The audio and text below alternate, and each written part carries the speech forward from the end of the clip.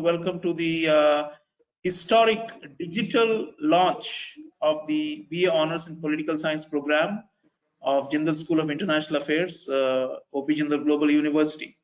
I am Professor Sreeram Chaulia. I am the Dean of the School of International Affairs, and it's really an honor and a pleasure to have all of you joining in from across the country and overseas.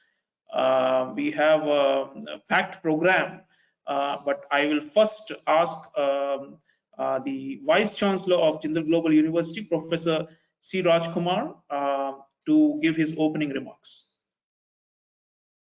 All right, very good afternoon to all of you, all the students and parents and counselors, and of course, faculty members of the Jindal School of International Affairs, OP Jindal Global University, and other distinguished invitees for this launch of the BA Honors in Political Science, and also a public lecture on elections and opinion polls, understanding politics from the grassroots by Mr. Pradeep Bhandari.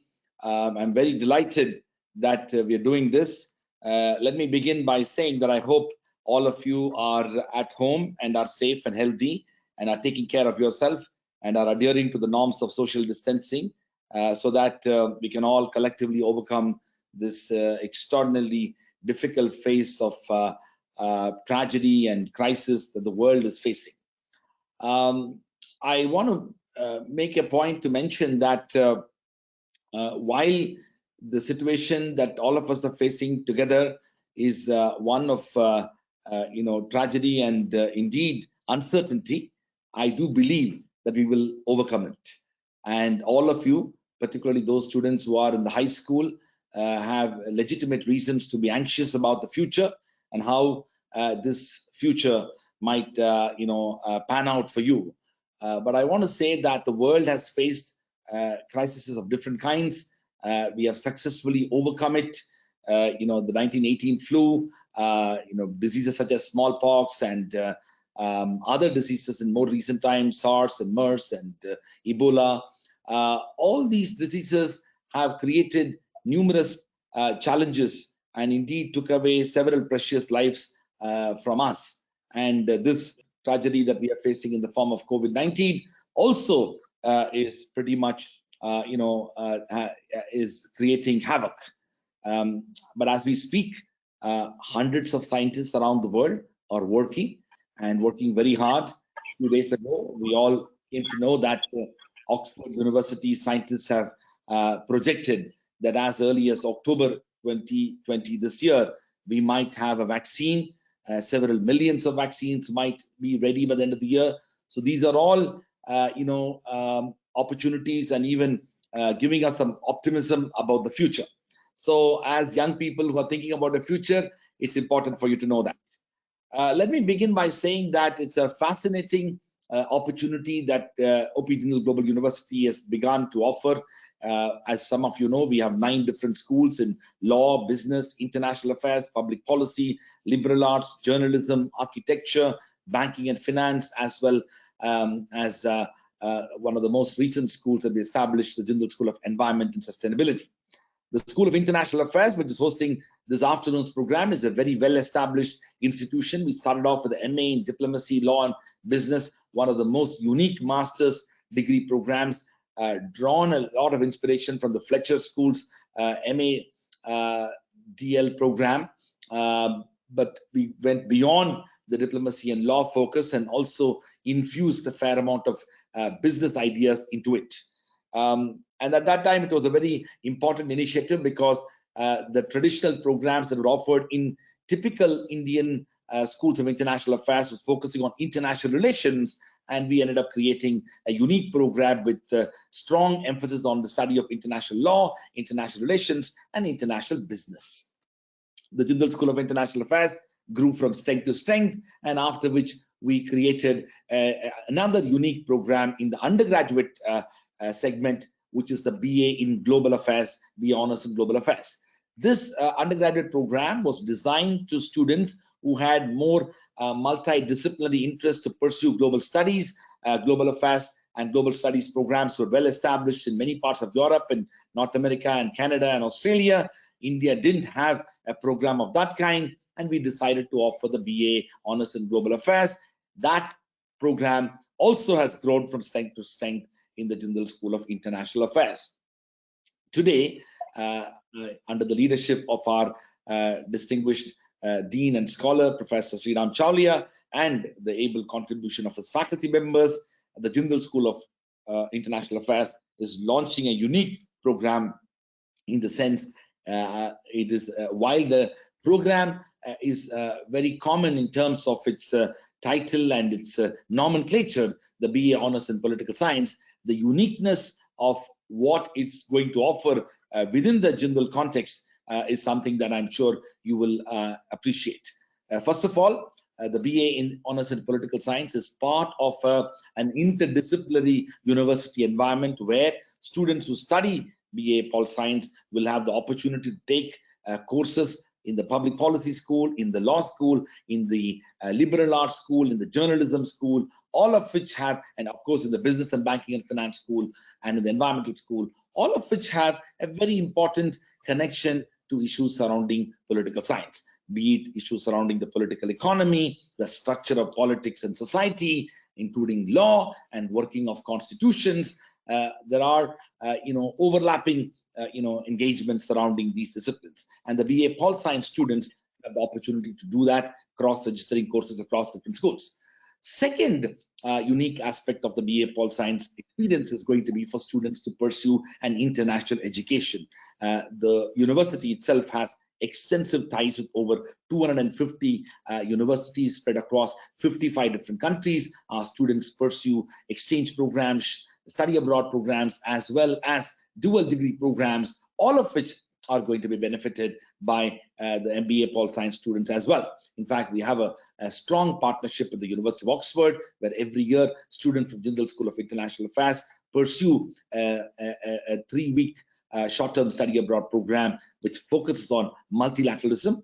And we also have a similar program with the Fletcher School, which is a world-renowned School of Diplomacy located in Tufts University, Boston, where again our School of International Affairs students pursue a short-term program focusing on international diplomacy. That's the second element of the uniqueness of the BA Pol Science.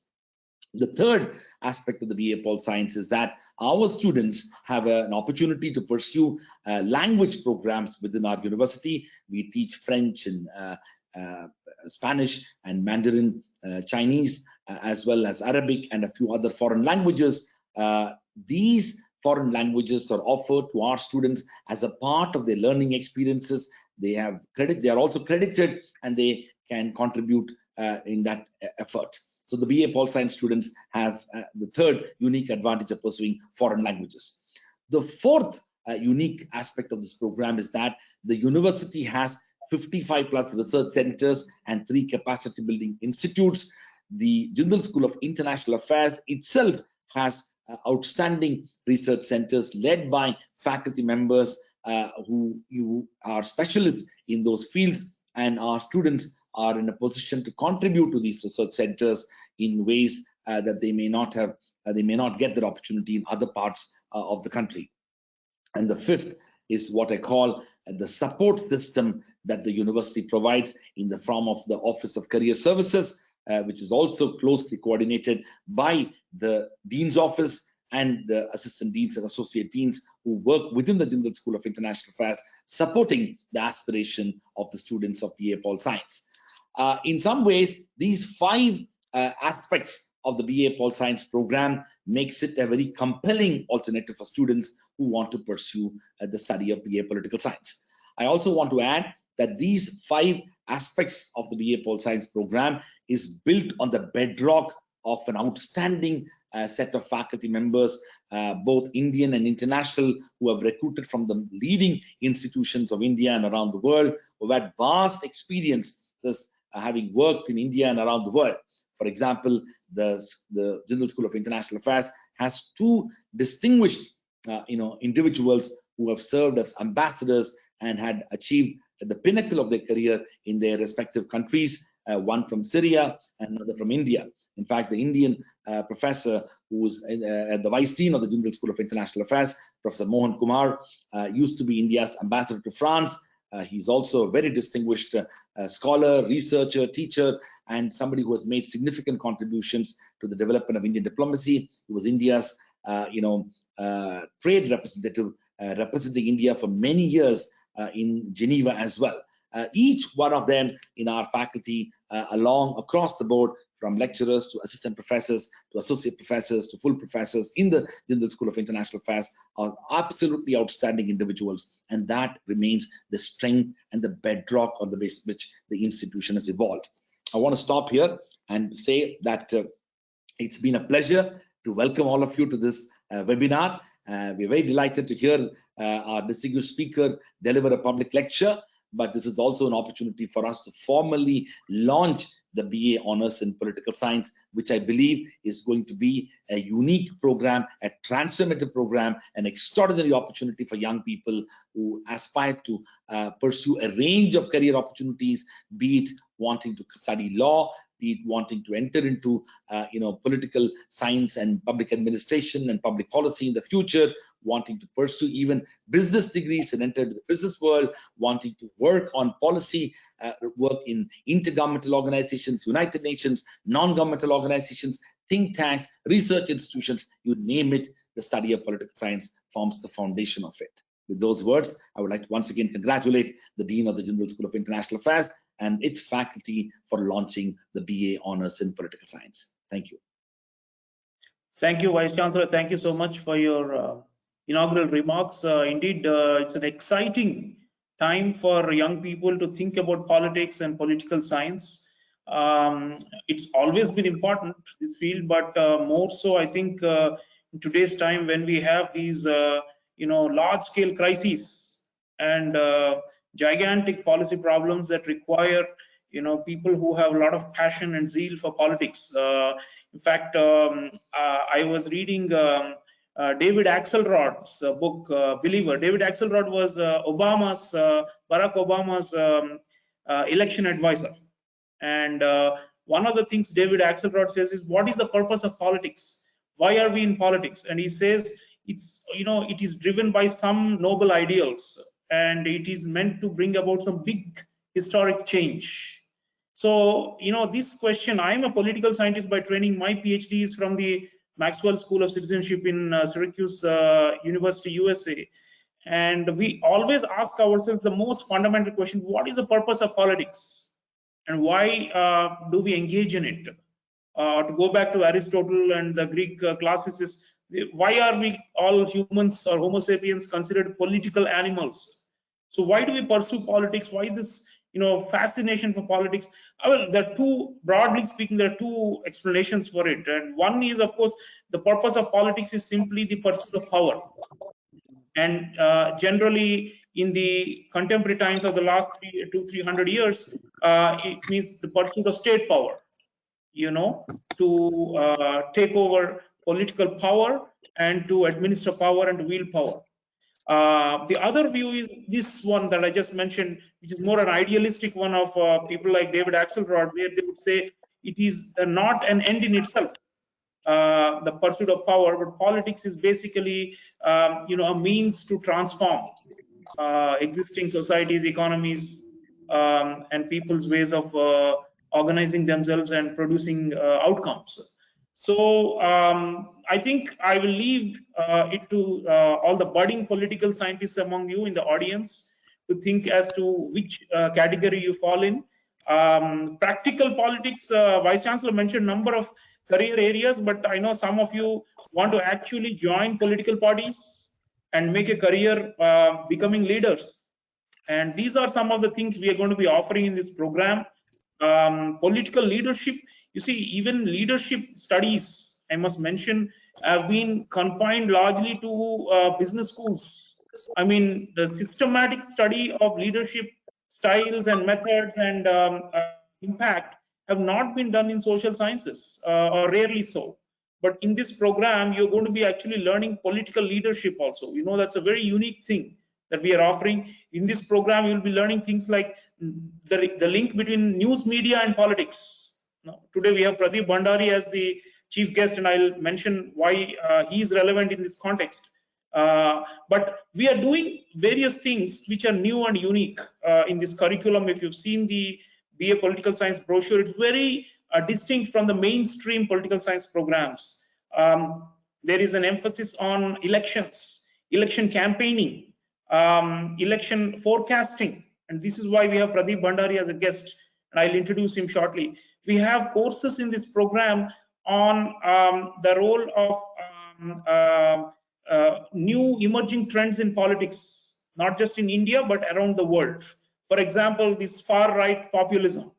It's not being studied systematically in our existing political science programs because the curriculums have been frozen for decades, and there's just no adaptation to the contemporary, the latest developments. So we want you all who enroll in the BA Honours Political Science at Jindal to be fully abreast of the latest developments and the new.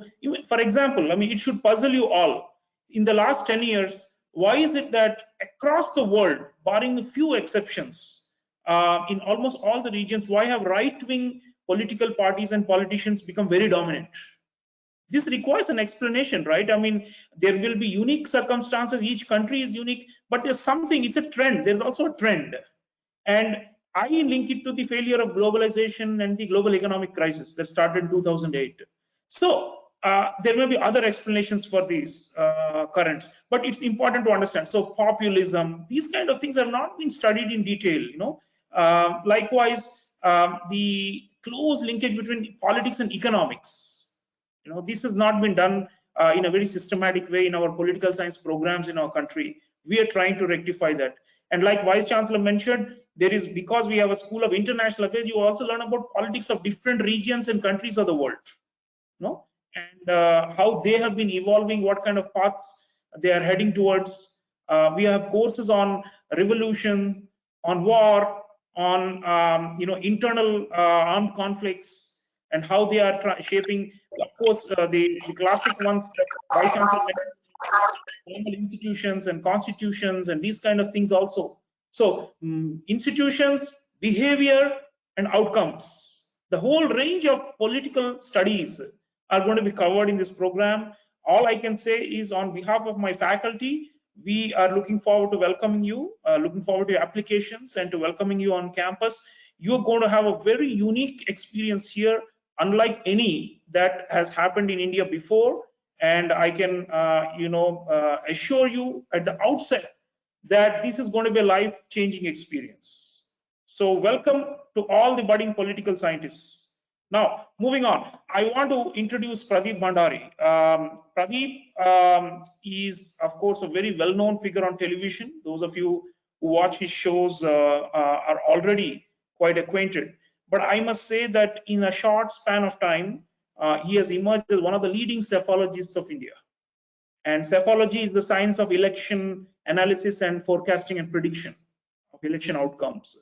I wanted a person like him to address you all, prospective political scientists, to see how you can make careers like Pradeep's, and look at him as a role model. He's very young, but he has forecasted 14 elections so far in India with a very high accuracy rate. Always there is an error and there is a risk involved in election forecasting. But Pradeep has a ground operation. He's got like hundreds and hundreds of volunteers and staff who are gathering through surveys so much data. This is supposed to be the era of big data, and how you play around with numbers and come up with analytical predictions. So Pradeep is an example of that. Methodologically, he's the founder of Janaki Baat. It's a very well thought out operation that he has. And I think over the last 3 to 4 years, we have seen how many people have failed or misjudged the ground realities in Indian states, but Pradeep got it almost 100% accurate. For example, just to give you one example, in the last general election, May 2019, many people predicted that the Mahagathbandhan, some of you know this, in Uttar Pradesh, it was a combination of two caste-based parties. Many people predicted that they will have a significant, wave in their favor. Pradeep was one of the few people on the ground with hundreds of his volunteers in UP saying no. In fact, it's the opposite, and ultimately it turned out to be right. So there are a lot of such things. You can read his book, Modi Mandate 2019, which he covered extensively. I think he has traveled to each and every state of India, if not all the districts of India. So it's a phenomenal, work that they do in terms of understanding elections and election sentiment, voter behavior, and it's not just about doing the survey using correct methods like random sampling and all that. It's about sensing the mood. It's an art and also a science. Sensing the public's mood. It's not easy. Many experienced people often fail, and Pradeep has his share of failures too. It's not like he has been 100% accurate, but end of the day, we as a social scientist, and Pradeep has studied public policy himself and is an engineering graduate, we all believe that somehow we can control and predict the future. That's why we do social science or political science. So without further ado, I want to welcome Pradeep Bhandari, founder of Janaki Baat, and he's going to be speaking about his work, his book, which has come out and is really selling very well and is being critically acclaimed. He's a thinker. He's not just a consultant who's doing some running some opinion polls here and there. He's actually a thinker about politics and the way it is evolving and it is going forward. So over to you, Pradeep.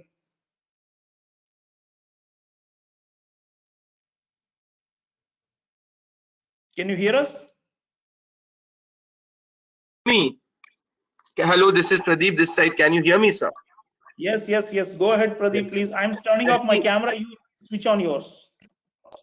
Let me just say that I'm just facing some internet issues, so my camera is not working. So I would like to address to the audio, and I'm a bit sorry for being late, and I'm extremely thankful to you for such a gracious introduction. And also, I congratulate the founding Vice Chancellor and you for such a fantastic course. So let me begin my conversation with you, and I would like to have this conversation with these people who've registered in the on the web in the webinar in two parts. I would like to give my perspective on how I look at politics at the grassroots and electioneering as a subject, and then I would like to address if there are any questions or not. First of all, I think we are living in times of COVID-19, and I do hope that everybody in this webinar is safe and is taking the necessary precaution. And at this time, it is extremely important for all of us to be healthy and safe as humanity to come out of it, and as a country to come out of it extremely strongly. So I do hope that all of us are safe and are taking the necessary precaution. I think, I have now traveled roughly 400 plus constituencies in the country, and have been to each state of India in the past 4 years. Now, this is for the first time in my 4 years when I started when I was 24, that I've been at my house for roughly 25 days. Otherwise, every day we used to travel from the either in Delhi or outside, used to travel every day and talk to people. I think people need to understand one thing which is extremely important, that governance comes latter and winning elections comes former. So for anybody who's interested in politics, in electioneering, in political science, they need to understand that for a politician, the most important factor or the most important objective is to win elections. And winning election, you cannot win an election based on just idealism. You cannot win an election just based on pragmatism. You need to win election when you address the will of the people. And the will of the people is a very dynamic, is extremely dynamic, and it changes from election to election. So I think India, particularly if you look at India has undergone a sea change. And I say a sea change because the consciousness of the Indian voter, the awareness of the Indian voter, the power of the Indian voter has increased tremendously. In fact, I have in my testimonies and interactions with people and then modeling them up, I've understood one thing, that elections is one event where the voter actually feels powerful than the politician and the bureaucrat. So and the voter has now started to become extremely aware of it, and the voter is so conscious and aware of it that in every repeated election, even in a matter of 1 or 2 months, the voter can give you a diametrically opposite verdict. So in the same voter will give you in the state elections in, say, Rajasthan, Madhya Pradesh, a completely different verdict, and in a national election he'll give you a completely different verdict, and in a by-poll you give a completely different verdict. So it is extremely important to understand that that there is nothing like a perfect model, there is nothing like a constant model to predict an Indian election or to gauge what the Indian voters are thinking or generally the voters are thinking, because the voter sentiment is dynamic in nature. That is number one.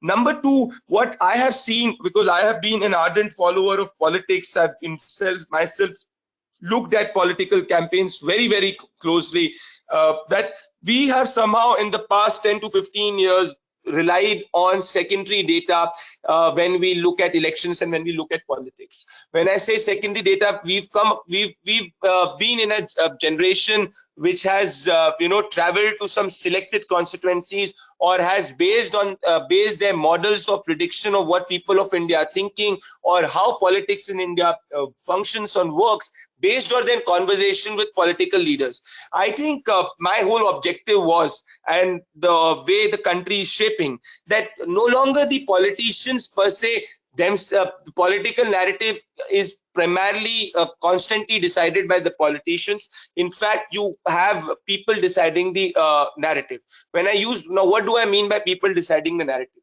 Like, this is for the first time in the past 30 years in India, if you see in the past 7 years particularly, that India is living in an age of information decentralization. Now, in this information decentralization, nobody has the perfect control of power to shape the narrative individually, whether it is the broadcast media, whether it is social media, whether it is the politician, nobody. So the information today is so decentralized, it is like a web where it can flow from any node to any other node.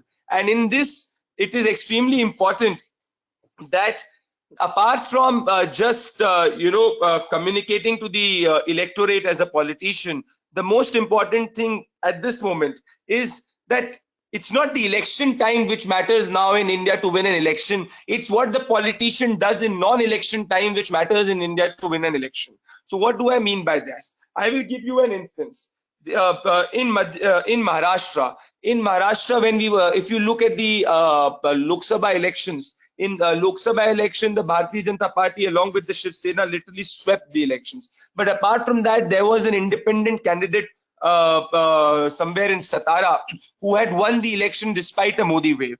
Now, the reason for that winning was not because of any party or anything, because the person was independent. Because in the past 3.5 to 4 years, the person was every day interacting with people and solving their social problems, and that is what was rewarded. And the MLAs and the MP, now somebody close to the MP who was working from the past 10 years in the same constituency has won the MLA election right now.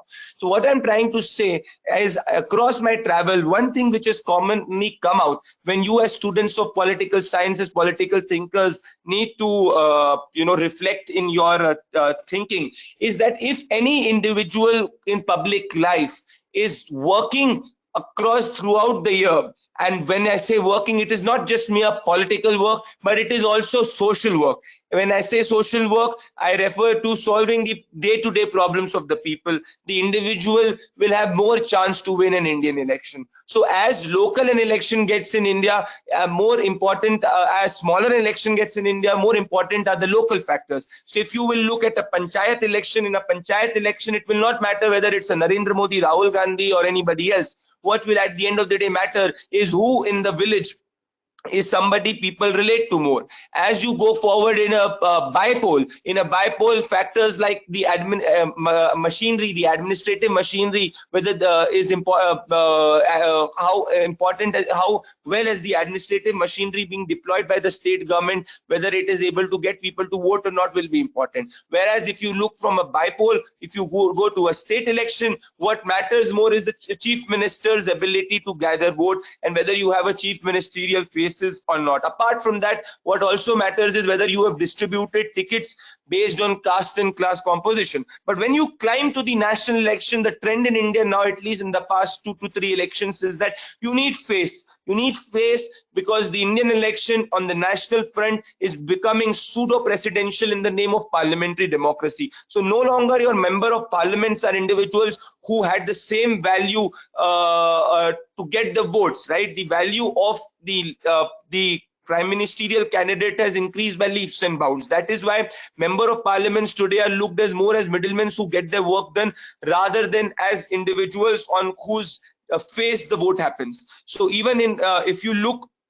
for instance, in the 2019 election, there were so many member of parliaments across the different states who just got votes based on the face of the prime minister, because people felt that it is not an election of the member of parliament, it is the election to who will lead the country forward. That is why you had the Bharatiya Janata Party in Madhya Pradesh winning out of 29, 28 seats, which is the most historic, and they went over to win the seat of Guna, which they had never won, primarily because of the whole sentiment in the people that they are voting for the prime minister. So whereas in the same state election, when you were a few months back, you had the Congress party forming the government because the BJP was not able to distribute tickets effectively, and there was a lethargy factor with respect to the BJP government being in power for 15 years. So despite Shivraj Chauhan being a popular face, the BJP could not cross the finish line. So what I'm trying to tell you and conclude is that, and let me go a step below. When you look at the bipole elections which happened in Uttar Pradesh, after which the whole premise of formation of a Mahagathbandhan happened, the same seats of Kairana, when they went ahead in the Lok Sabha elections, were not won by the Mahagathbandhan. So what I'm trying to say is that the face of individual who is on leading the party, the face of the individual who's going to get votes, matters the maximum today in this country in a prime ministerial election, which is becoming as a pseudo presidential election. As you go lower down the trajectory, you will see that local factors, extremely micro local factors, are very important. So on the very big national front, your caste, the value of caste, the value of class, the value of religion as a factor in order to decide the outcome in an elections has reduced, whereas that value increases as an election becomes very local. Number two, one thing which is very constant, as I mentioned, is that if any individual across any sphere of governance has worked for the people, when I say where the people can believe that in their day-to-day life there has been a big positive development, you would see a big catalyst votes coming into picture. So political thinking or ideology and all of that is something which is secondary. What matters maximum to the people is whether somebody who they voted, has the person actually delivered some benefit in their life. So people look at and question whether India is a socialist or a capitalist. I think India is a mix of both, and in India, the politicians basically cater to the needs of the people. Now, the needs of the people are different at different points of time. So the economic growth rate, as a lot of columnists say, 7%, 8%, 6% right now. It's very bad. If you look at the economic growth rate right now of the country, it is not it is not even 5%, and globally it is negative. But still, if you go on the ground and look at the popularity of the prime minister, it is more than what it was in 2019. Now, people will think, why is the economy not important? Well, definitely economy is extremely important, but at the same time, what is important is a fact word which I use is called as niyat. Niyat means intention. Once a public representative has built a connection with the people that he or she is working for the benefit of the people, then the individuals reward the person, and the voters then stand with the leader even in trying times. So right now, what is the biggest issue of the opposition right now? The opposition issue is not about it is not able to raise issues, but it does not have a credible leader across who can win the will of the people. Now, will of the people is not won because of being a good politician. Will of the people is won when you raise people-centric issues and you raise them constantly and you are with them on the ground. And that is where Prime Minister Narendra Modi on the national sphere scores much bigger, and that is the premise reason of why the Mahagathbandhan failed. The Mahagathbandhan Uttar Pradesh in 2019 failed.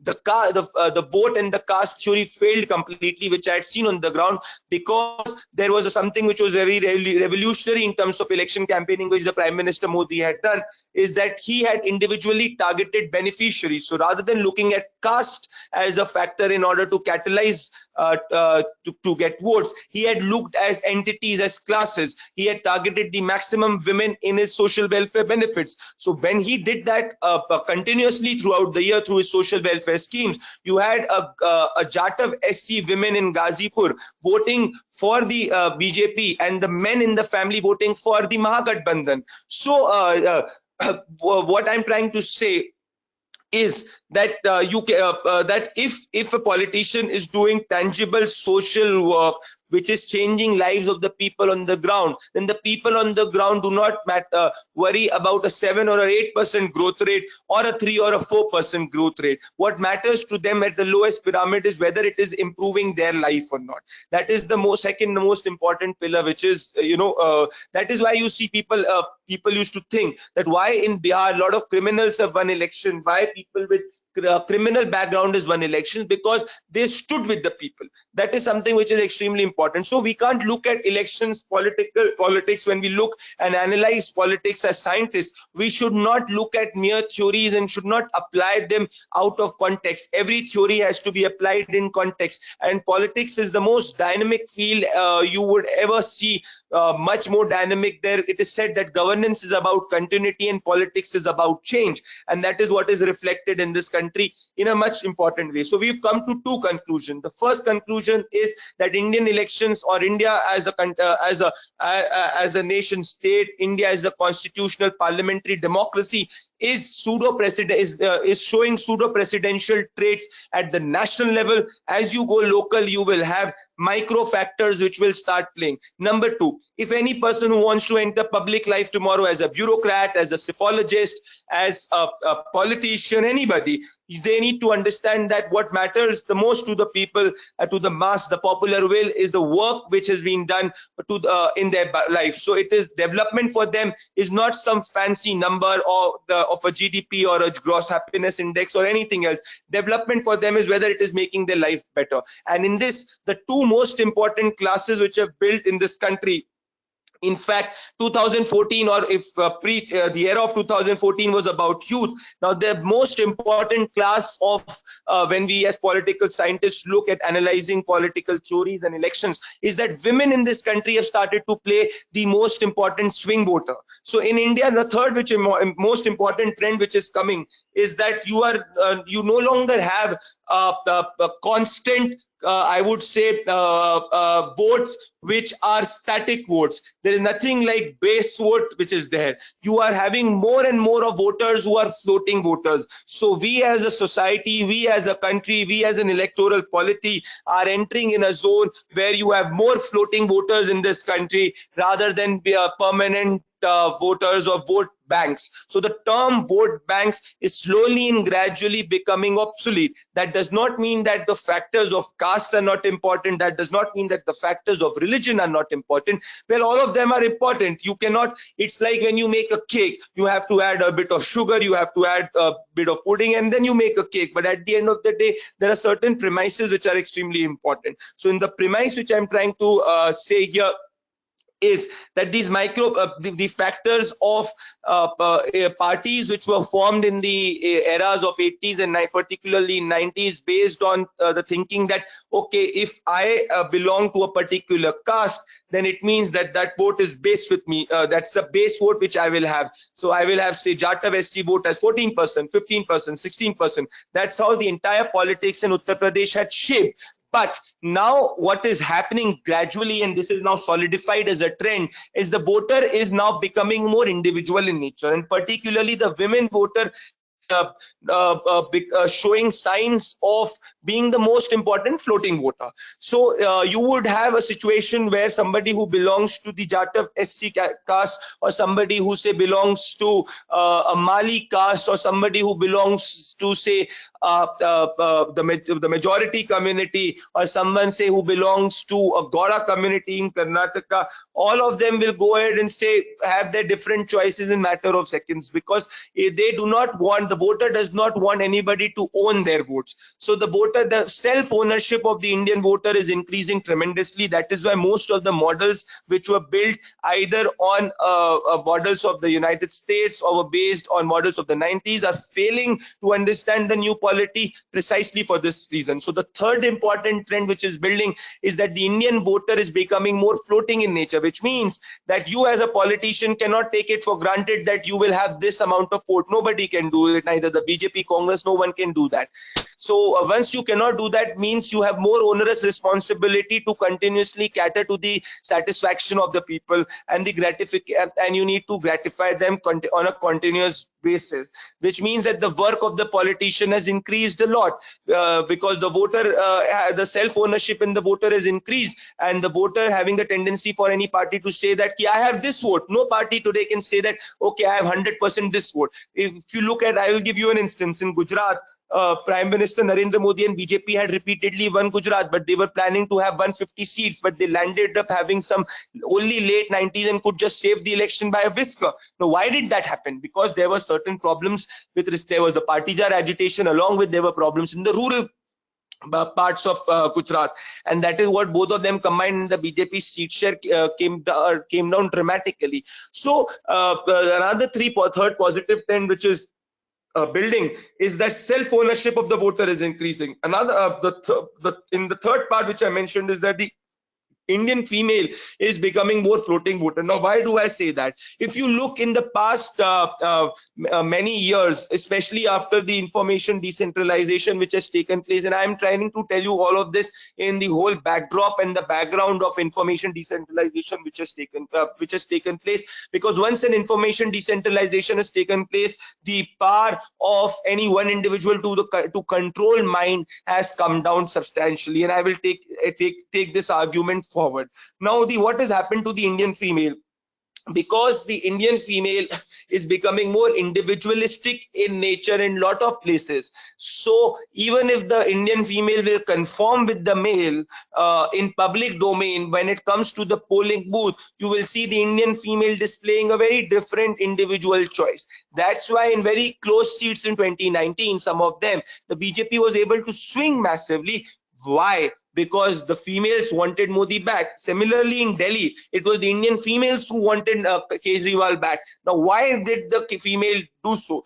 Because for the Indian female, the most important factor is not about a broad narrative of a nationalism, broad narrative of secularism. No, for the female, what matters is who is able to benefit her family, her individual life, and her children. And that is where social welfare is extremely important, and this social targeted welfare is the most important thing. And apart from that, the Indian female has the tendency to really relate to faces and relate to personalities. So if it was Indira Gandhi in the past, it is Narendra Modi right now, in a big way. So this Indian female is not a voter who expects you to do 100 out of 100 things. So if I as Pradeep Bhandari tomorrow go and fight election and say that, okay, I promise you 100 things, and after 5 years I come and nobody expects me to do all of those 100 things, but the voter expects me to have the intention to deliver 100,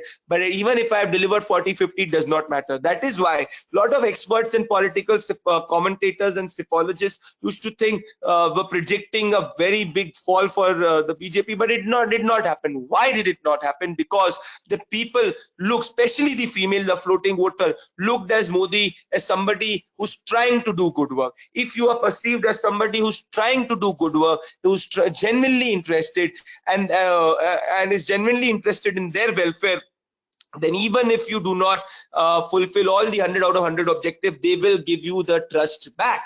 That is why in demonetization you had crores, thousands of people standing in the lines, but they understood it at that time that this is a step which is taken genuinely in order to punish the corrupt, even though the step might not be successful, is a matter of debate. Or say people in during COVID-19 coming out of their homes and banging thalis and giving their respect to the doctors. Now this is the unprecedented appeal which is there. So don't think that these are not important things. Any act of yours on a day-to-day basis is something which is a political act. It is not that politics only happen during the time of election, which I've reiterated against. So the third important conclusion which I'm trying to say is that apart from more floating voters which are increasing, the thing which has happened is that the Indian female has become a more deciding factor in India, and which is a very, very positive sign. And another thing people ask, that is representation the key? Is it about some, if a female candidate is given a ticket or reservation for women has happened?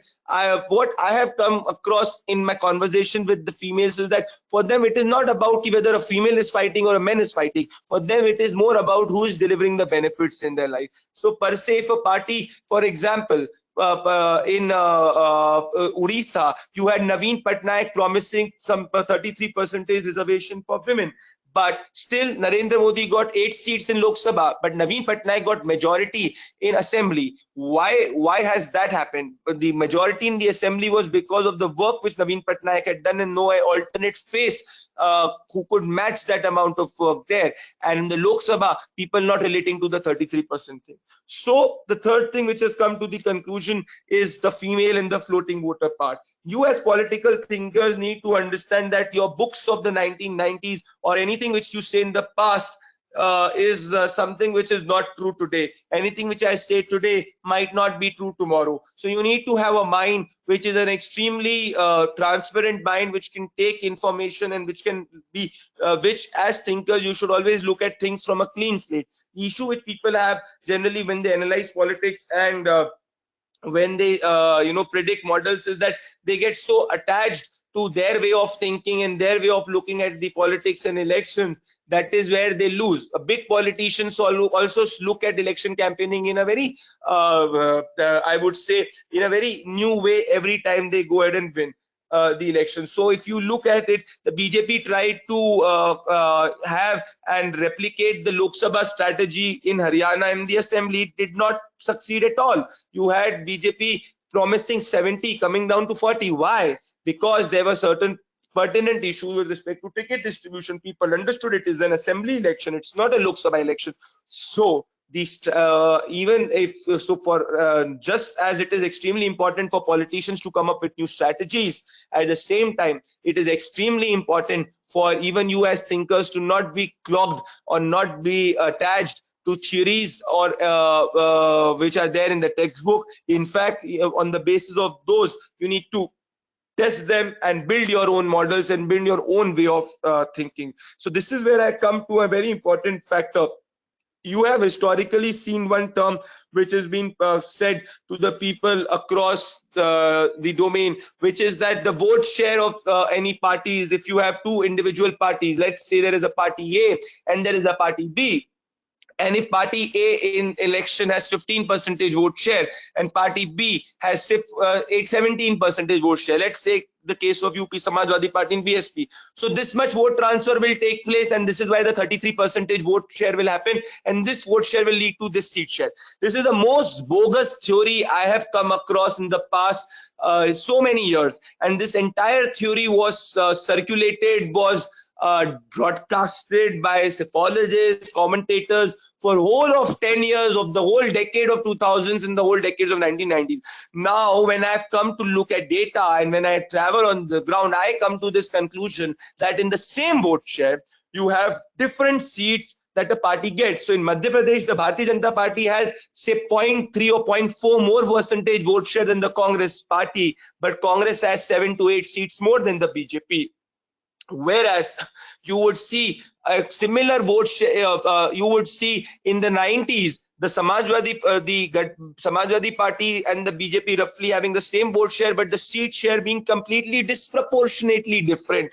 And that is why I say that there is no direct relation between a vote share and a seat share. This is the most bogus theory when you as political scientists or individuals of students of politics go ahead and think about it. So you should not I've read this theory in a lot of textbook. This is the most questionable theory which is there, especially in a country like India, and that is why the reason for this is very simple, that a vote share is what? A vote share is something which is the number of out of the total votes, the number of votes that the party has got. Now a vote share can be concentrated vote share, or it can be distributed vote share. When I look at it as a distributed vote share, what I say is that you can get 10 votes from 10 different locations, but I can get 10 votes from one location. Getting 10 votes from one location has more chances for me to convert it into winning seat rather than 10 votes at 10 different locations, because you have first past the post system. So number 4 point which I'm trying to say is that the vote share does not have a direct correlation to seat share, which is very important when you as students of political science go forward and you go forward and analyze things. 1 second, I'll just have a sip of water. Yes, so apart from that, another thing which is extremely important is that the baseline of Indian politics has changed, and also globally you are seeing a different baseline. But I would like to talk first in the context of India. See, if 90s was an era of caste-dominated politics, where you had parties who could come along with caste consciousness was at its supreme level. You had early 2000 and 2000 as the era where people used to address to the minority vote. You have now come into the era where you will see baseline of the Indian politics shifted to right of center. Now, what is this right of center? Does this right of center mean that you are looking at some a non-secular narrative? No. Right of center means that in this country, going forward for politicians, the consciousness of the majority is as important as the consciousness of the minority, or the consciousness of a particular caste is as important as the consciousness of the particular caste. Now, what do I mean by this? When I say this, what I refer is that you are entering an era where not just consolidation has become extremely important, but you are entering an era where counter consolidation has become a regular phenomena. Now, what is this counter consolidation? This counter consolidation means that when you will see a Jatav SC, when you will see, say for example, the Dalits and the Yadavs coming together in Uttar Pradesh, at the same time you will also see the OBCs counter consolidating against the Yadavs and the SCs. So when you will see any party trying to have its primary strategy only based on caste, then you will see a counter consolidation of the other caste. When you will see, say for example, a party giving X percentage reservation to the minority community, then you will also see a counter consolidation of the majority. So when you look, if you remember the Uttar Pradesh elections, when it was in Meerut, I was also during that time when Prime Minister Modi had made this statement that if Kabristan and Shamshan both are important. Now people had looked at that statement as being communal, but at that time when I had spoken to a lot of people, there was a huge concern because the past government did not provide so. So it was something which was related to the people, and the seat of Meerut was won by the BJP. So I'm trying to say that just speaking about the concerns of the majority or concerns of a particular caste does not mean that it is a communal narrative or it is a narrative which people will not buy. You are now entering where the parity of the minority vote or parity value of a caste vote has come down substantially, which means that parties cannot form their strategy based on saying, having if there are 15% vote of a particular caste or a particular religion, then we would basically have that much amount of representation from there or build our policies along with it. It will not work. If you will have your policies or if you will have your strategy which is based panormically looking at people and as citizens, then that is what matters. Which means that you need to do the basics of caste consolidation. You need to do the basics of ensuring that the sentiments of people are taken care of. But at the same time, you cannot appease or only cater to one particular caste or community. That is number 3. So the baseline of anybody tomorrow who will win in this country, get the mandate of the people, cannot be looked as anti-majority or cannot be looked as anti-particular caste. Neither can the person be looked as anti-minority. The person has to be accepted. So I will give you a very recent example. So I had traveled to 72 wards in Delhi. Delhi has roughly 70 seats. And you see the sea change with respect to the election strategy of Arvind Kejriwal in 2019 election and the election Arvind Kejriwal in 2020. The 2019 Arvind Kejriwal every second used to attack the Prime Minister Narendra Modi. He used to attack him every third time. What was the result? The result was that the Aam Aadmi Party could win 0 seats in the Lok Sabha elections of at least in Delhi, 0 seats in Delhi. Now, why did that happen? Because the will of the people was with Prime Minister Narendra Modi. So your critique did not help. So the more Kejriwal used to attack Prime Minister Narendra Modi, the votes used to reduce at a faster rate. So after 2019, he just focused on his work in Delhi and stopped speaking against Narendra Modi. And his entire campaign, he did not speak against the Prime Minister.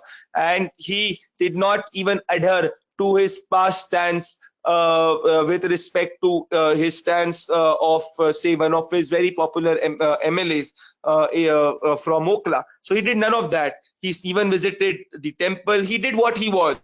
The result was that he could win more than 60 seats. So what I'm trying to say is that in this country, the baseline of the politics has changed, and globally also it has to an extent changed, which I will come to later on. But in India, the essence which I'm trying to say is that you cannot be looked as people used to say in the 90s and the early 2000s, you can't be anti-minority and win in election India. That is why you have to be secular. But as politicians today, I would rather say from my observation from the ground that you can't be anti-majority also in India. You have to be looked as equal to all in order to win an election. And this is the primary reason why on the national front, you do not have a very big party coming and taking on the BJP. Or because you don't have personalities also. So Ram Mandir being constructed is not about something which is only purely electoral. It is something which has massive sentiments. Crores of people are there in this country who have massive sentiments attached to it. You see Ramayan today being watched in lockdown with the highest ever TRP of DD News could gather. This means that people relate to these things. So if you do not cater to the sentiment of the people, if you do not respect the sentiment of the people, then the people will not respect you. Because in an age which has information decentralization taking place, you can't fool the people. So that is the fourth important pillar which has happened in this country, that you cannot just take the majority of the country for granted. Neither can you take any caste for granted or even minority for granted. You cannot only cater your policies based on one community or even one religion. For instance, right now, the next thing which is very important, which is taking place, is another thing which is completely very critical, is that India is also going through an era, or globally also we are going through an era, particularly India. It's a huge era which is we are undergoing, where the consolidation of the minority vote may not be a reality in the near-term future. So why do I say that? Now there is a huge sentiment which is growing that the politics of leaders who have come from the minority community have always been looked as anti-establishment in nature. Now, slowly and gradually, what the minorities are also understanding, at least there is a very minor thinking which I am seeing on the ground, is that mere an anti-establishment stance is not paying any political dividends. So in Meerut, which has, say, more than 4.5 to 5 lakh Muslim votes, despite having more than 4.5 to 5 lakh Muslim votes, you have a situation where the opposition candidate, both the opposition candidate could not win the election, despite the member of parliament of the BJP not doing any work, primarily on the premise that the opposition had only played on the Muslim vote bank. So what I'm trying to say, if you relate to my point one, that nobody has a permanent vote bank and the term vote bank is coming down, there will be a situation which has now happened, that the parity in the parity of the minority vote in order to influence and win an election has come down substantially. So if 5 years back, or if you look at it 10 years back, that if somebody had, say, 4 lakh minority vote in their kitty as a politician in a place like Meerut, it was a short victory. But right now, when you have more than 4 lakh minority vote and you just cater to that, there is a short chance of loss, because 5 lakh majority vote will also come and consolidate. So what is happening in this country is that if the minority is consolidating, the majority is also counter consolidating. So the value of religion to influence an election has come down when somebody looks at influencing election on the basis of religion. So pro-majority today does not mean anti-minority as a political narrative, but being explicitly pro-minority is not something which will get you majority votes. So you have to be looked as acceptable to all. And I do foresee that in the near future, as you as political scientists study elections, study political thinkers, you would see a situation where there you will see a division of minority votes which will be taking place, and that will change the entire politics of this country, and you will have a new way of looking at minority politics, which will not be just rabid anti-establishment politics. So if you look and go on the ground right now, you will see that sentiment being played. And this is also a very important reason of why parties, or why parties, despite good candidates or without good candidates, are not able to win in any elections. Now I come to the next point, and as I said that you are moving more center right in your thinking. Another thing which I had mentioned, that nobody had a permanent control on influencing an Indian election, which means that no longer any intellectual thinker, anybody can think that if they weave a story in the media, or if they write an article pro or anti government, or pro government, anti government, pro party, anti party, that will change way people think. Sorry, the era of echo chambers affecting popular will has substantially come down, because every second person in this country has a WhatsApp, and every village might have a WhatsApp group. So which means at the end of the day, that there is so much of information which is going on. So it is not that a Pradeep Bhandari can tomorrow say that has become so big as a media person, or somebody has become so big as a commentator, that their writing will influence the entire course of how people think. That has gone away. And so as we as intellectuals, we as thinkers need to understand that the space today is as democratic as possible, and everything today will be questioned. Now people ask that you are giving apart from that, it is also very important that the organization of parties are extremely important. Yes, the next part which I come to, you as thinkers, when you analyze elections and politics, is that parties need to build ideology, and parties who do not have ideology need to build an ideology. And apart from an ideology, what is very, very important in the political thinking as thinkers is also having a mass organization. Because politics, as I said, so I started my conversation by saying that politics is about winning election comes former, and governance comes latter. I tell you another thing which is very, very critical, and which is my second quote in the way I look at the entire spectrum, which is, it's just not about politics or winning elections, which is there, but apart from winning elections, what is truly critical is that in an age of no controlled narrative going, it is not just important that you as politicians or political thinkers have a very big team or very big organization. what also is extremely important and which should be studied is the mobilization which happens on the day of voting. Now that's a different art altogether. So the most important thing in order to win election, so I said that winning an election is more important than governance, because till the time you do not win an election, then only you can govern.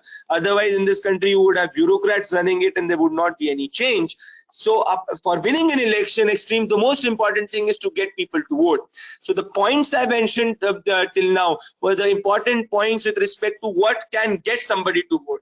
But at the end of the day, it is extremely important for individuals, for parties, to have a very, very micro strategy to get people to vote. In this country, apart from BJP and say Aam Aadmi Party in Delhi, or BJD in Odisha, or say the regional parties in the south, whether the AIDMK, DMK, or YSR, or say to an extent TMC, there is no big national party which today has the ability to get people pan-India to vote. So this is the most important thing, and that is where the organization comes into picture. And the organization lubrication has to be so that it remains lubricated and running in non-election mode also. And that is why for a party to engage its cadre and engage its people during the time away from the during a non-election cycle also is extremely important. So why are regional parties fading? Why are regional parties, and especially in UP,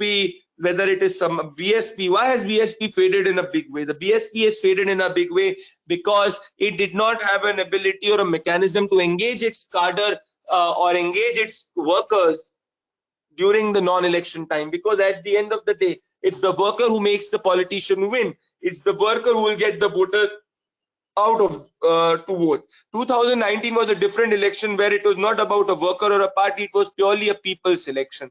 But generally elections are where you have to get people to vote.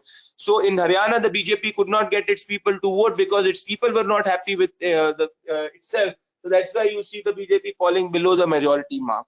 The same thing happened in Jharkhand. In Delhi, the Aam Aadmi Party could get people to vote and the Aam Aadmi Party won. So it is extremely important, as you as thinkers, that you look at this whole art and craft of getting people to vote on the election day is most important. So that is another pillar which is extremely important for political parties.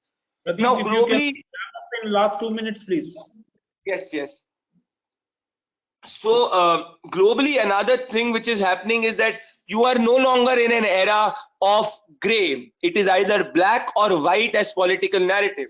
Political narratives, there are less chances for gray political narratives to be successful, and there are more chances for black and white political narratives to be successful. People want to know things straight, and this is why the so-called diplomatic narrative, at least in electioneering, has come down, and in the face either here or there narrative has succeeded. So when you look at as the emerging budding political scientist, this is also very important. I would like to say towards my concluding remark is that right now we as a country are in the most beautiful place, especially as professionals who want to enter this field, because the art of public policy making has become extremely stakeholder driven, not purely one stakeholder driven. So there are multiple stakeholders.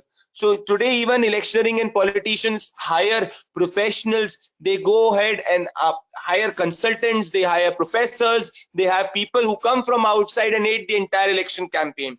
They also become their advisors. So it's just not a purely bureaucrat. What I've seen is a lot of people. So for example, I got maximum marks in the mains in the UPSC, but I didn't go ahead with it because I thought that I am more a very opinionated person in that sense. So I'm trying to say is that towards my conclusion remark, that you have beautiful career options today in the media, in psephology, political commentary, electioneering, as budding public representative. So it's just not mere UPSC or say civil services, which is a career option which you should look at going forward. When you enter, you would in fact see that a lot of ministers today have their professionals who are advising them in public policy making. So this is the best space to explore various opportunities and to enter public life in different ways as possible. And this is how I would like to conclude this. And if there are any questions, I would like to take those questions. Thank you so much. Thank you, Pradeep. Thank you. I hope the audience could feel the the energy. I mean, Pradeep has seen so much and has observed so much. His book is selling very good, Modi Mandate. But more importantly, just the the density of the data that he has gathered and the analytical inferences he's able to make from the data and from the collection of primary data. I think that is something for all of us to learn. He said many things which are actually original insights and not necessarily those we can get from reading books. And a lot of this comes from the grassroots experience that is had. Two things that stand out in my mind, and I would maybe we can have some questions on that too. One he said was the GDP as a factor or as a macro indicator. The GDP growth rate does not really concern average voters. That's a very interesting view. And the other he said was the labels, the narrative or the echo chamber where so-called secularism versus communalism and this and that, which we hear especially in the English media a lot in the elite circles. Again, Pradeep is saying that does not matter so much in terms of average voters choices and behavior. But there are many other insights that he gave, and I hope the prospective political scientists in the audience noted down some of those. And we have the questions open. You can ask questions in the box, and I'll then once we have enough questions, we can ask Pradeep to respond to them. So I'll request Pradeep to please stay with us for a little longer. But meanwhile, Sure. I'll invite my colleague, Professor Neeraj Prasad, to take the proceedings forward. He's a political scientist working on electoral behavior. Yeah, over to you, Neeraj.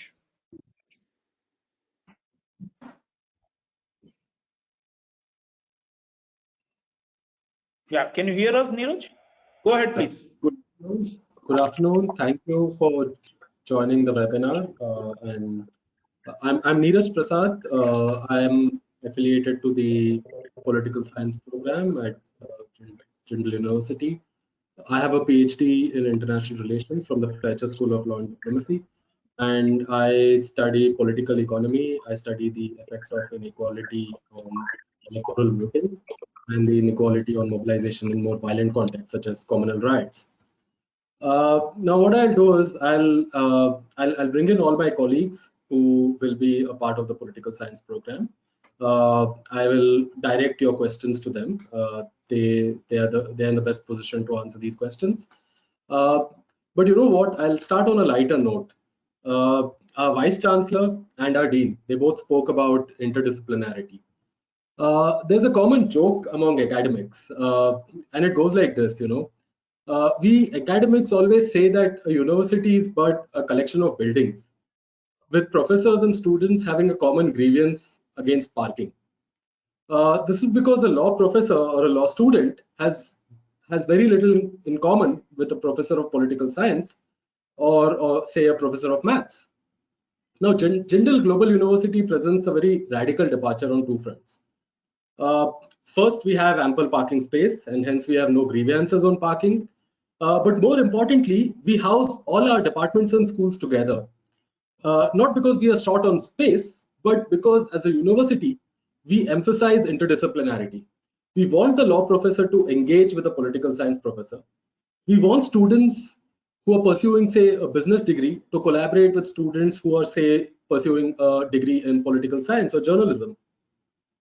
And this vision of interdisciplinarity percolates into even discipline-focused programs like, say, BA in political science, where we will be giving you multiple perspectives on core questions of political science, but at the same time, we'll be learning from other disciplines, other allied social sciences, such as sociology or economics. With that, I'll introduce you to Professor Geeti Das. She is the faculty head of the BA Political Science program. She'll be telling you a bit about her academic training and research, and she will perhaps also answer this question by a prospective candidate, Ganesha Lamba. So Ganesha wants to know if you offer an elective related to gender and political science, and she wants to read more about Marxism, but from a feminist perspective. Off to you, Geeti. Okay. Good afternoon. Thank you, everyone, for joining us today online. My name is Geeti Das. I'm an assistant professor of political science at the Jindal School of International Affairs. I hold a PhD from the New School for Social Research, and I work on globalization, gender and sexuality, and urban politics and infrastructure. So I had prepared a few remarks, so I'll just run through them and then get to the question. So political science is about understanding power in government. Power and political change are an integral part of both public and private life. Saila Ben Habib, a political scientist at Yale, wrote that all struggles against oppression in the modern world begin by redefining what had previously been considered private, non-public, and non-political issues as matters of public concern, as issues of justice and as sites of power. And I think that right there is already kind of getting at an answer to perspectives on gender in political science and how to bring gender into political science in a very deep and embedded way. Working with an expansive, contemporary, and holistic understanding of politics is central to what we're doing here. And I wanted to highlight 4 ways in which I think this is important. First, we're seeing the end of an era in which many analysts used to argue that the state was in decline. And we're seeing that this is clearly not the case. And so to understand what's at stake in this moment, we need to listen to people from across academia and practice and lived experience who are all witnessing, enacting, analyzing, resisting, and experiencing these changes at all scales. Second, we need political science to learn to think through multiple perspectives, to use multiple methods rigorously and effectively, both qualitative and quantitative, and to develop an eye for what's being said and what's being left out, especially when vast amounts of information, as the speaker said, Mr. Bhandari, right? The age of information decentralization is upon us. So we need to teach students how to sift out information and establish their truth. Political science is not the only roadmap to reliable knowledge, but it's different from other social sciences because its central concerns include working out both theoretically and empirically how societies and states can deal with difference, conflict, and crisis. The third thing I wanted to bring up is that political science is a shifting domain, and so we need to become more interdisciplinary, especially to understand the expansion of state power into all kinds of areas, including the domestic space, which is, I think, where gender really becomes salient for a lot of people. And these are areas that were previously considered apolitical. So interdisciplinarity is not just about multiple academic fields, but about bringing in these understandings from on the ground and from practitioners who are thinking critically about their fields. To do this, our classrooms and our sites of learning need to change, and that's something we really take on board at JSIA. And I'm not talking about going online because of lockdown, but from our homes and in the relative safety that we have now with our isolation at home, we have to start thinking about what kind of world we're going to step into and how we're going to be on the ground to shape what comes next. And finally, power is pervasive. It works in subtle and unexpected ways. And I think, again, this is coming back to the question of gender in politics, right? All of us here already use power in our everyday lives. All of our interactions are structured by power. So teaching students to develop social responsibility and pluralism are 2 of the core values at Jindal Global University. And political science focuses on shared questions and rigor while acknowledging that we all start from different places. So it gives us a way to think through how to be intentional and ethical in using the power that we have.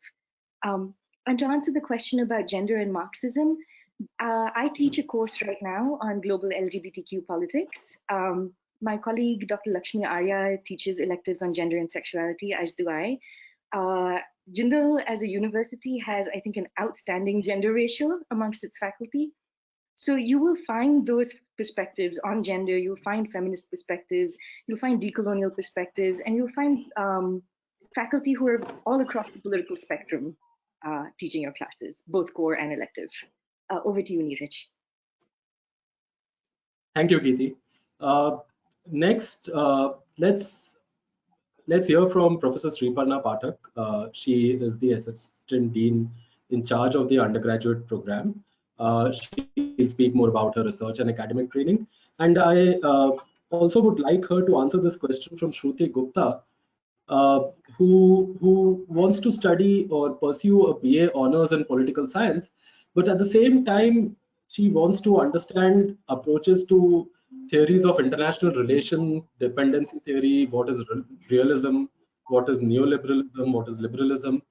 Now, my understanding is international relations is a subset of political science, but I know a lot of my colleagues will not agree with that, especially from the IR domain. So let's hear from Professor Pathak. Thanks, Neeraj. Good evening, everyone. I'm Dr. Shriparna Pathak, Assistant Professor and Assistant Academic Dean of JSIA. I specialize in international relations and on Chinese politics. I have studied at Beijing Language and Culture University in Beijing, and I got my doctorate degree from Jawaharlal Nehru University in New Delhi.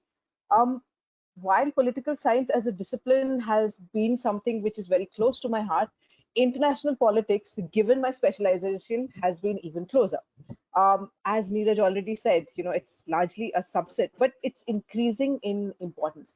But before we go to that, what is political science? A lot has been spoken already, but political science becomes very important, very fundamental to understanding our own rights and responsibilities as citizens, as well as to understand international politics, right? Politics is one of the most important forces operating on people, on communities, and on corporations today. Therefore, it becomes important for us as citizens to understand political science. Former American President Woodrow Wilson, he had said that the method of political science is the interpretation of life. Its instrument is insight, a nice understanding of subtle, unformulated conditions, right? Beyond political science's importance for us as citizens, this becomes very important also because nowadays it is so essential in this host of careers ranging from bureaucracy to academics to media to investment. Um, Political science, as has been said previously, is a discipline which uses different approaches and different subject knowledge. Just to understand this, how does it impact us right now? So as we know, the world is currently quarantined. All of us are quarantined, but we're still living through immense politics, right? And this particular era will be remembered as an important political event in world history. There are debates going on if China is going to emerge as the new world leader. Is it going to be America? Well, it's all a part of politics. How exactly did we reach here, right? What has been the changing nature of politics? If you were to briefly look at the history of political science or of political philosophy, and you would look at, say, Plato, Aristotle, Thomas Hobbes, Immanuel Kant, Karl Marx, Amartya Sen, all of this can help us understand the different shifts that have happened in our lives as political creatures, right? Just to give you another example, there's this prediction which is floating around that the post COVID-19 world order will see a much larger role which is played by the state, and these small things which were our personal freedoms up to now, for example our health records, our travel histories, etc., etc., all of this will come under surveillance by the state. Now, are we going back to what Thomas Hobbes at one particular point of time he called for an absolute state? Are we going back to an absolute state? What were the conditions then? What are the conditions now? Only if we study this a little more can we understand where exactly are we now. How can we prepare for a better tomorrow? Now, quickly coming to JSIA, our BA Political Science program, it's going to train students in a number of different critical skills. For example, we have courses in academic writing, which will help students to develop their writing skills. We have courses in the development of quantitative reasoning as well. And this will help students to get themselves equipped with skills essential on the job market. Now, politics is something which is, rapidly changing. So is the subject. Programs at our school at JSIA, these undergo constant updating, especially in terms of content and methods to meet the challenges of the changing political landscape. So, studying political science at JSIA, it literally means that the student learns something new every day. Now, coming to the question on, whether we will be studying some theories of IR, last semester and in the coming semester, as part of BA Global Affairs, I teach this paper called Theories of IR, and a lot of these discussions will also take place for political science. The focus majorly will remain on political science, but we will also have to look at these theories, be it dependency or Marxism in international politics, realism, neorealism, liberalism, neoliberalism, constructivism. We will definitely look at all of this. So while you're studying political science, you are also free to choose a lot of electives. So that also, gives you a lot of scope to choose subjects of your own choice. I think I'll end it here. Over to you, Neeraj. Thank you for your patience. Thank you. So I would like to ask a question to Mr. Pradeep Bhandari. It's actually not my question. One of us prospective students would like to know if one can become a psephologist without a degree in political science. First, I hope you say no. And second, can you tell us how does studying political science help you become a psephologist? I would rather you answer that question, Mr. Bhandari. Uh, yeah, thank you so much. Well, I would say that studying political science will help you give that basic foundation in order to understand things around in a better, in a more, structured way. But there is no such thing as, if you want to study something, you can become something by only studying something, right? So my thing is that if you want to be a psephologist, the most important thing is that you need to understand basics of how people think, and what is their basic aspirations, and what the base essence of day-to-day living, what forms their thinking.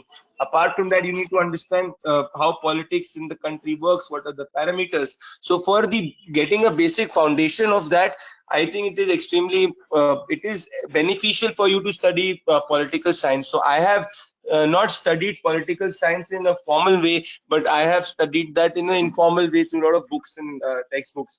And because I've been an ardent debater all my life, from my school days, so we used to do all these mock debates and stuff. So in that scenario, you would have a situation. Where you could informally study a lot of political science. So I would just say that it is not necessary or mandatory, but it will be much more beneficial for you. So it's like playing a cricket match. If you ask me, can you hit a six without having a helmet and pads and facing a leather ball? Well, you definitely can hit a six, right?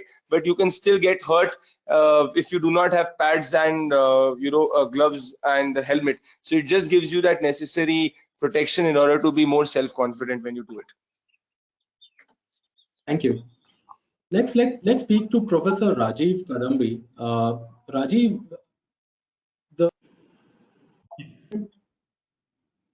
can you hear me? Yes, yeah, Neeraj. So, Good. Yeah. Let's speak to Professor Kadambi. Rajiv, a very different aspect of the JSIA BA Political Science program is that we are the only political science program in India which is not housed in a department of political science. It's housed in a professional school. Now, most departments have a mandate to further the discipline, whereas professional schools have a mandate to instill professional skills in their students. So with that in mind, along with your own research, could you also talk about career alternatives that students could pursue after the BA Political Science program? Well, I think it's a hard question because I mean, you would study something for not just for its instrumental gains, but also for some things it could give you, so that you create something more than what the field has out there for you. So while there are innumerable career options that you can think of, like say for instance, and we've already talked about psephology and political analysis, and there's obviously other kinds of consultancy, policy work. I think the task is to in some ways engender sensitive thinkers who can think about politics. Now, I think the program aims to not see the world of thought and action and the field and the Department of Knowledge as two different things. That if you're a good thinker, that whether you're on the field or whether you're in the classroom, you'll be equally nimble. And the whole idea is to sort of create this anchor where no matter where you are, you'll find your own voice. And I think the program is very different from other programs in this precise sense that it seeks to give you those fundamental resources, not necessarily telling that this and this is the path, but giving you those resources so that we hope that you also, in some level, make your own path out, your career paths out of this. Yeah. Thank you. Want me to say more things? No, we would love to know more about your research, your research interest, your academic training. Yeah. So yeah. Thanks, Neera. So I just thought I'd just sort of introduce myself once again. I'm Rajiv Karambe. My doctoral studies was at Brown, and I teach courses here as on political philosophy, as Neera just introduced.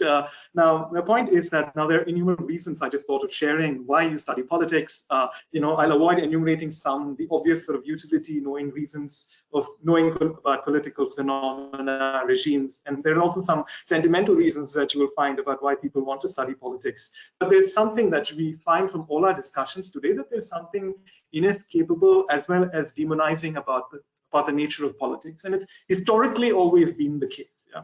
So the crux for me for why I study politics is you want to read the world of thought and action with one another, and it's a unique discipline. That politics is uniquely placed because it is giving you the tools in order to sort of think practically, and it's this emphasis of practical knowledge of the good life. And I'll just say a couple of things on it, and I'll say that politics has always been a sort of a master science of doing the good. How do you decide what is the good? And it prompted the philosopher Aristotle, who famously observed that politics is the architectonic of life. In other words, politics is that end which decides the other ends of life. So, politics is fundamental, that you have a politics in political science, you have a politics of history, politics of science, and so on. And today you can add pandemic politics to that list. Gandhi, for instance, said that it was necessary individual traverse into politics. He famously said that if I seem to take part in politics, it is because politics encircles us like the coils of a snake from which one cannot get out, no matter how much one tries. I wish, therefore, he said, to wrestle with the snake. So what you see is Gandhi's realizing the fact that an individual could not stay out of the political domain if they wanted to seek self-realization, and yet the individual had to guard against power. So the point that in pre-modern ideas that politics was essentially about cultivating one mind, about being one mind, and this idea that in the Greek Roman times and in Gandhi there was an emphasis about cultivating political and practical wisdom. And this is something that is unique about the discipline of politics and how it sees the world of contemplation and worldly action together. That it's known that in the Greek and Roman ideas that the role of the lawmaker was to make the citizens noble and just. It's also said that Socrates frequently stood in the marketplaces and exhorted citizens to examine the truth of their own opinion or doxa. For instance, Gandhi, like I said, famously said that he has to enter the political field in order to gain moksha. Take the Indian phrase, for example, Rajniti.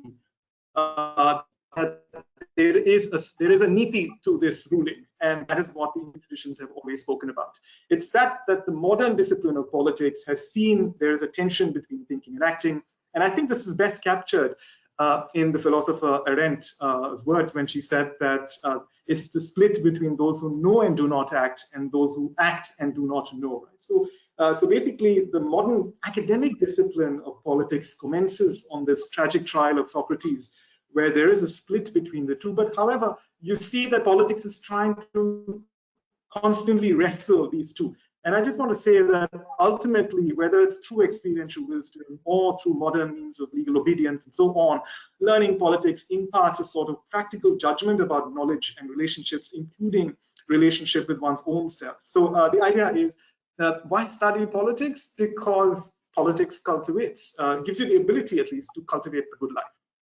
So that's how much I'll say about why study politics in relation to my discipline.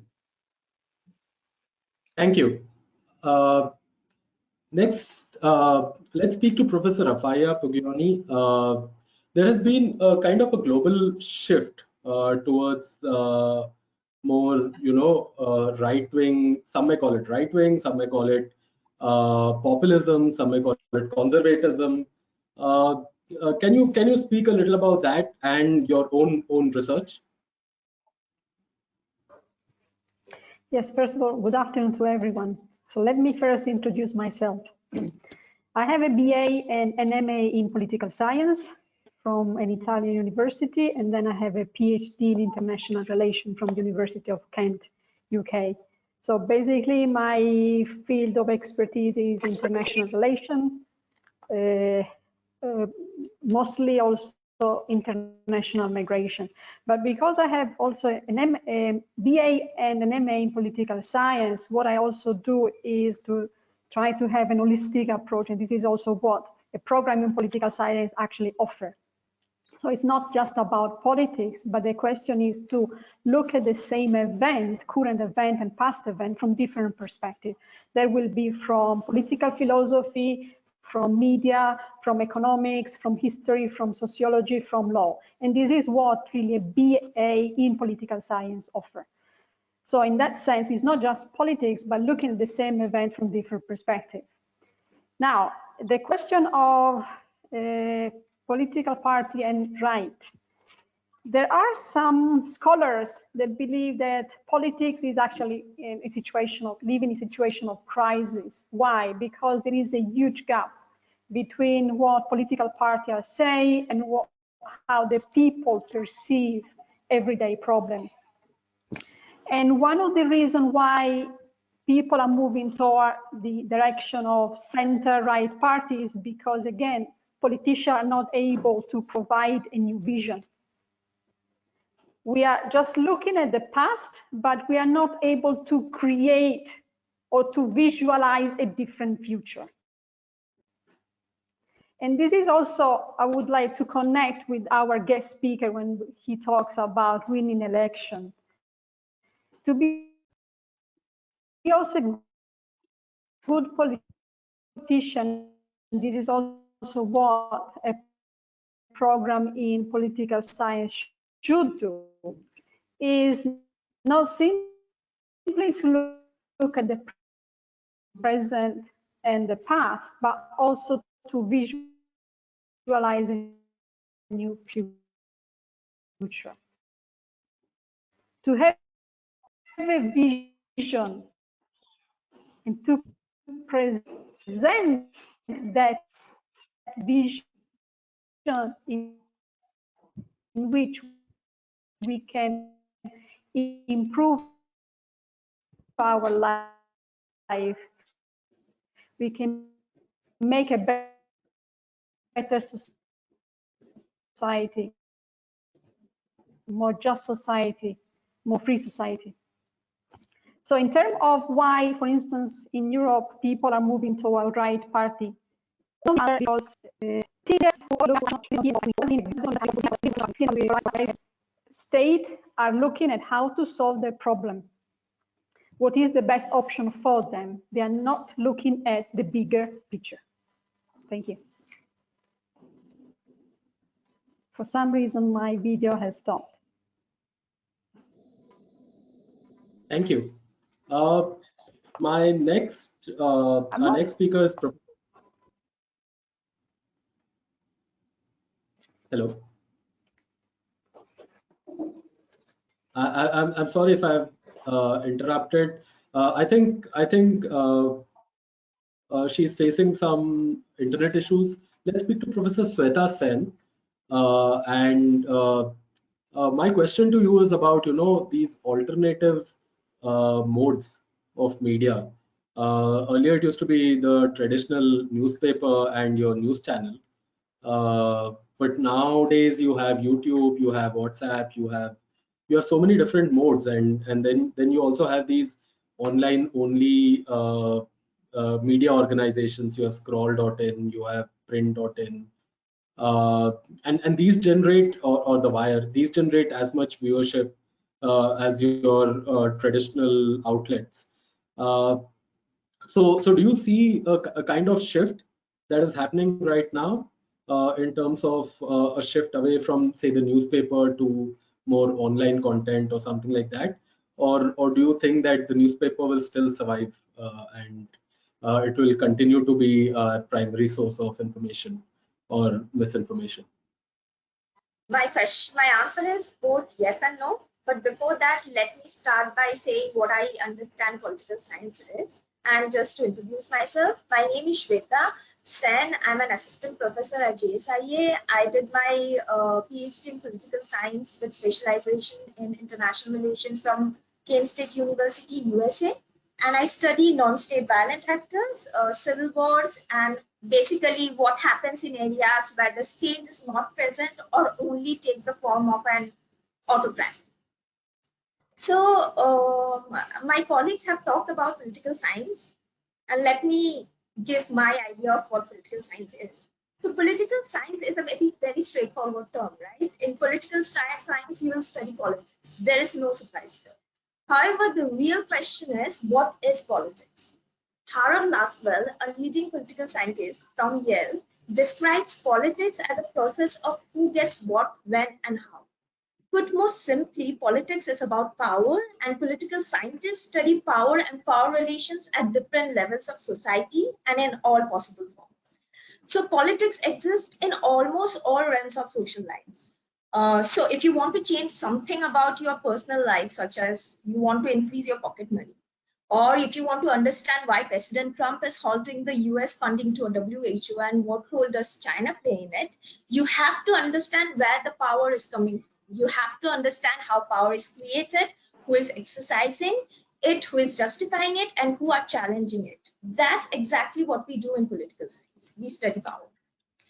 As an academic discipline, political science is challenging and provocative. It demands that you grapple with vexing questions that often do not have any easy answers. For example, some of the questions you will study in our programs are why some governments are stable and some are unstable, or how our iPhones and PS4s are contributing to one of the bloodiest civil wars in Congo, or why we see sexual violence prevalent in some civil wars and not in others. Political scientist, I'm not going to claim that there is a straightforward single answer to these questions. But what we can assure is that political science will give you the necessary concept, methodological tools, and hands-on experience to develop your own answer to this question. It will make you critical of every information that is coming your way. Now, it will also prepare you for the important questions that are likely to arise in the future. Now, personally, I see political science as a discipline that uses the world as a laboratory. Political science is for people who care to matter. Political science is about ethics and morality. What we aim to do is to give you the knowledge and skills to affect positive changes in this overtly complex and globalized world. And this is where the alternative forms of news, media, news, etc. question that comes in. The world is getting globalized. It is getting complex. Of course, we are going to see new sources of knowledge coming up. But it's not about how many sources of knowledge are there. It's about what kind of information they're putting across. This is where being a critical consumer of information comes into play. We have to analyze the information, understand what is right and wrong, understand what is true and untrue, and then get it. So it's, yes, again, the question is, yes, I'm seeing a lot of changes in the way we understand information or get information, but ultimately the process is the same. We are individual thinkers. How we process the information, how we imbibe it in our world is going to depend on the individual characteristics. Thank you. So I have two questions for Mr. Pradeep Bhandari. The first one comes from our Dean.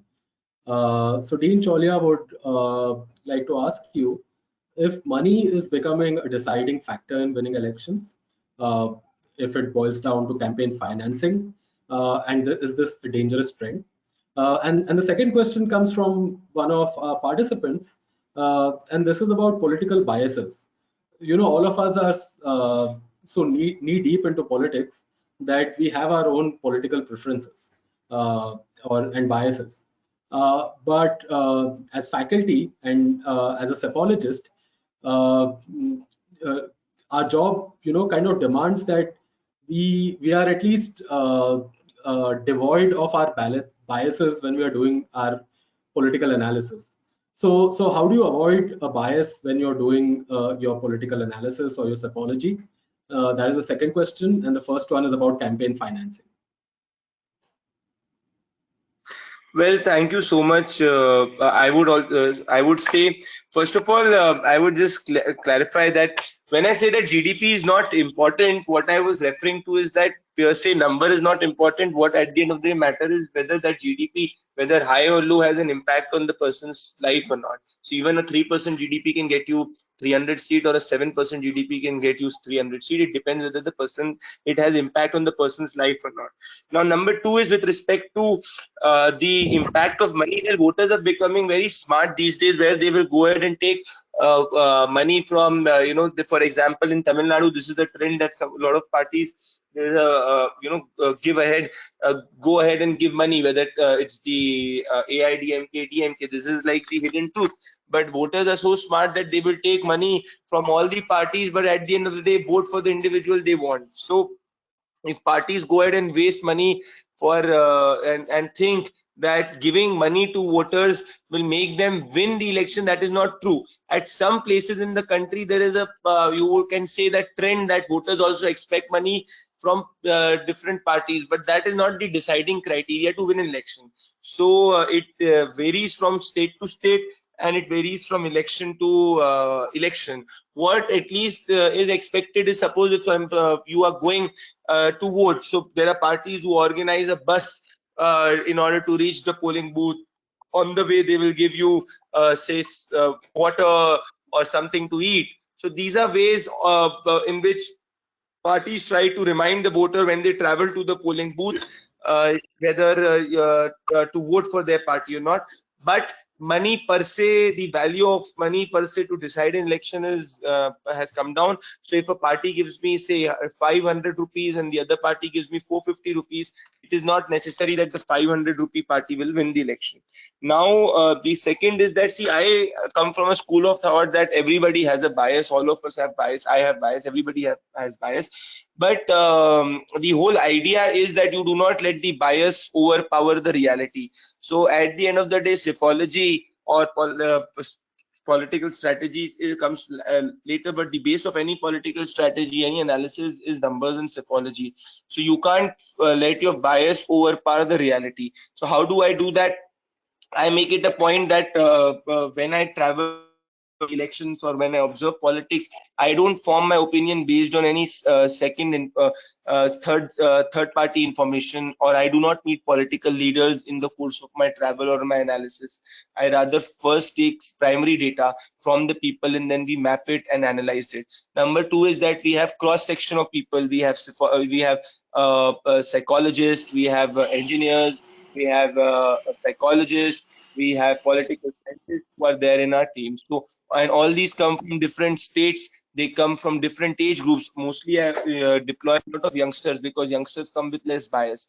So, when you work with a of team, you will find a situation where you will see a point that the biases of people gets cancelled. So the idea is for you to not believe in somebody who's absolutely neutral, because there's nobody who's neutral. The idea for you is to build models which can cancel bias. So that is something which is there. And there was another point which was referred by someone with respect to the role of the state. I think we are entering in an era where you will see, especially after the whole COVID thing, an expansionist role of the state, not completely, not 100% role of the state, but you will see an expansionist role of the state for sure. Because people today still trust the state more than they trust the private corporations. So yeah, these are my three. Thank you. Thanks a lot. Let's hear from our dean, Sreeram Chaulia. And thank you for. I would like to thank all the panelists for this very interesting discussion and the participants. Handing it over to Dean Chaulia. Thank you, everyone. Thank you, Neeraj. Thank you, Professor Giti Das, Professor Sriparna Pathak, Professor Shweta Sen, Professor Rafaela Pugioni, Professor Rajiv Kadambi, and special thanks to Pradeep Bhandari. I think we need this energy, and I'm happy to announce to all the prospective students of political science that Pradeep will advise the growth of our program, and Pradeep will be occasionally also teaching courses to our students on a visiting basis, and we are really privileged to have somebody with his kind of experience and practical understanding of day-to-day politics, because we believe that we need to give a mix of theory and practice in this kind of program, so that the students not only gain deep and insight into this vast field of political science, but also build their careers. So Pradeep mentioned a number of fields where new career opportunities are opening up, and that is the whole objective of BA Honors Political Science, because like our Vice Chancellor said at the beginning, these kind of programs have existed for decades in India with this title, the same title as BA Honors Political Science.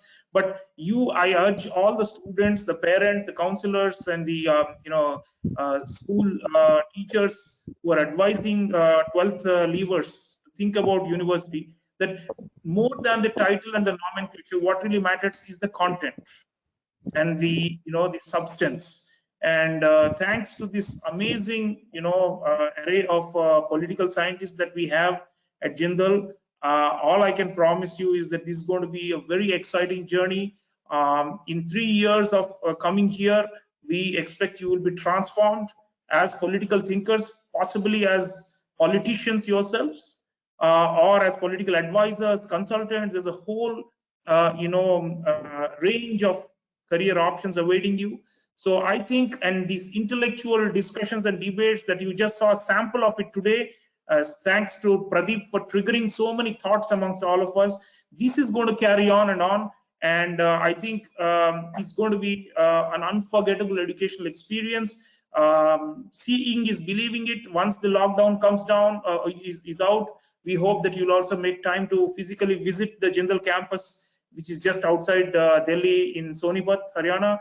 And we have 5,500 students and over 500 faculty in 9 schools. The Vice Chancellor mentioned it. So we hope to welcome all aspiring political scientists to our campus in physical form in August this year. But between now and then, there's a lot to learn, and we are going to engage with you. Our professor is going to write to you. We will talk to you so that you can also build your knowledge in different aspects of domestic and international politics. And if you want to contact Pradeep, let me know. I'll also put you in touch with him. So thank you everyone for being part of this. And yes, I think a new chapter in history is on the anvil with this gigantic crisis, and all the more reason why we should study political science, because we are at a historic inflection point. So thank you everyone. Thank you. Bye-bye, and take care and stay safe, stay home. Thank you. Thank you so much.